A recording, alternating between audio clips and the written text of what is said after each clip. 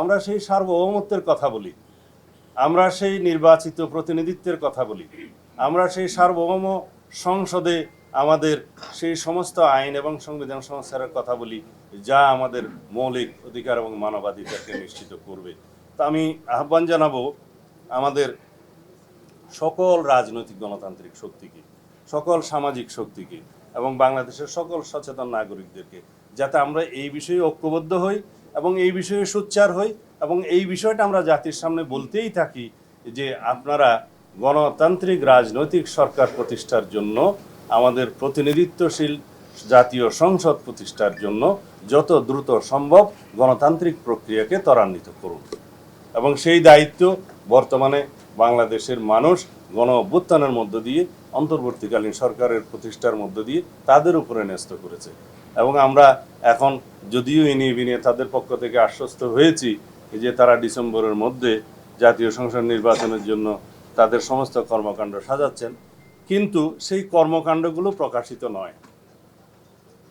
সেই কর্মকাণ্ডগুলো জনসমক্ষে প্রকাশিত এবং দৃশ্যমান হতে হবে যে আমরা আসলেই সেদিকে যাচ্ছি কি না।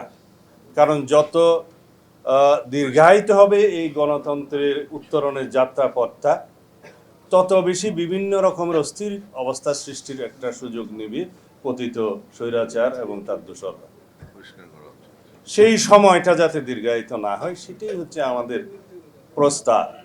এখন অনেকেই বলে, আমি বিভিন্ন পত্রিকার বিভিন্ন রিপোর্টে, সোশ্যাল মিডিয়াতে পত্রিকা দেখি যে ওনারা শুধু নির্বাচন করছেন এবং সংস্কার ছাড়া নির্বাচন। সংস্কার তো আমরা চাই, আমরাই সবচাইতে আগে সংস্কার প্রস্তাব দিয়েছি। 2023 সালের 13ই জুলাই 31 দফার সংস্কার প্রস্তাবনা আমরা দিয়েছি। তখন এই সরকার কিভাবে যাবে আমরা জানতাম না।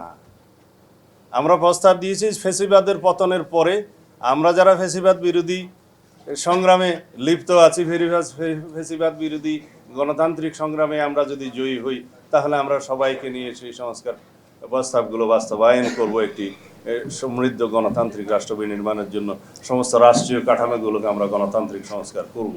তো সুতরাং আমাদেরকে যদি বলা হয় যে সংস্কার শেষ করে আপনারা নির্বাচনে আসবেন, সংস্কারের প্রধানতম প্রস্তাবক তো বিএনপি। জাতির সামনে আমরাই সেটা প্রস্তাব আকারে দিয়েছি অনেক আগে। এবং সেই সংস্কার প্রস্তাবগুলোর সাথে বর্তমান যে সংস্কার কমিশনগুলোর রিপোর্ট আছে তার মধ্যে হয়তো কিছু এদিক ওদিক থাকতে পারে, কিছু মিল আছে, কিছু অমিল আছে। সেই বিষয় নিয়ে আলাপ আলোচনা আমরা কন্টিনিউ করতে পারবো, আলাপ আলোচনা চলবে। কিন্তু সেই আলাপ আলোচনাকে আমরা সমাপ্ত করে তারপরে যদি বলি যে নির্বাচন হবে, সেটা তো আনসার্টেন ব্যাপার। সেই জন্যই আমাদের উদ্বেগ হচ্ছে যে সংস্কার যেগুলো নির্বাচনমুখী সেগুলো আমরা চিহ্নিত করি এবং সেগুলোর উপরে আমরা গুরুত্ব দিই, বাস্তবায়ন করি। যে সমস্ত সংস্কার প্রস্তাবগুলো নির্বাচনের জন্য আমাদের আগেই বাস্তবায়ন করা দরকার, সেটার ভিতরে একটা জাতীয় ঐক্যমত সৃষ্টি হোক এবং সেগুলো আমরা বাস্তবায়ন করি। এবং আমরা একই সাথে নির্বাচনের প্রস্তুতি সহ নির্বাচনের রোডম্যাপ আমরা প্রদান করি এবং তার প্রেক্ষিতে জাতি আশ্বস্ত হোক, জাতির মধ্যে একটা অস্থির ভাব আছে সেটা চলে যাক এবং অর্থনীতির অস্থিরতা চলে যাক, অর্থনীতির সমস্ত সরবরাহ ব্যবস্থা যেন নিশ্চিত হয়। এই প্রস্তাবগুলো আমরা দিয়েছি। কিন্তু এখানে আমাদের যত দিন যাচ্ছে তাতে আমাদের মনে হচ্ছে যেন গণতন্ত্রের উত্তরণের এই যে যাত্রাপথ, এইটাকে যেন আরও বেশি দীর্ঘায়িত করা যায়, সেই জন্য কিছু কিছু কূটকৌশল প্রণয়ন করা হচ্ছে। সেটা থেকে যেন আমরা বিরত থাকি